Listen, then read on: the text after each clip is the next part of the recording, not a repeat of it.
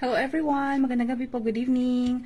Ayan, so right now meron tayong bagong update, no, na i-share natin po sa ating live right now. So, this is about Seoul post offices, 10% discount po sa International Express Mail Service or EMS na tinatawag po dito sa Seoul post offices. Sa Uchiguk po ito, no.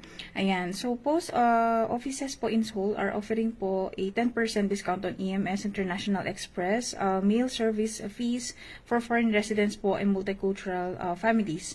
So, sino-sino ba itong mga, of course, po pwedeng magkaroon ng discount for EMS discount, including yung mga foreign workers po with visas such as F6, marriage immigrant, D2, student, D4, general trainee, E9 non-professional employment, and H2 work and visit, as well as individuals po with F4 visa. Overseas Korean, F5 permanent resident po, D10 job seeker, F1 visiting and living together, F2 yung resident visa, and F3 accompanying visas.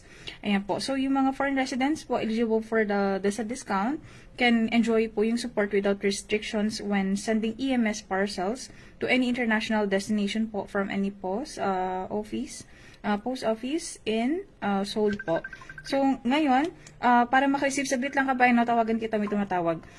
To receive a 10% discount on EMS shipping fees at Seoul post offices, simply present lang po yung inyong foreign registration card, and then additionally, if you registered on your EMS shipment in advance po via the post office app, may application din sila neto, or the online post office, you can enjoy up to a 13% discount.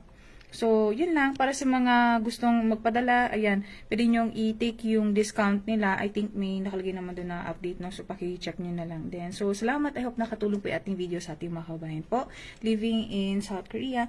Okay, salamat sa inyo. God bless everyone. Bye!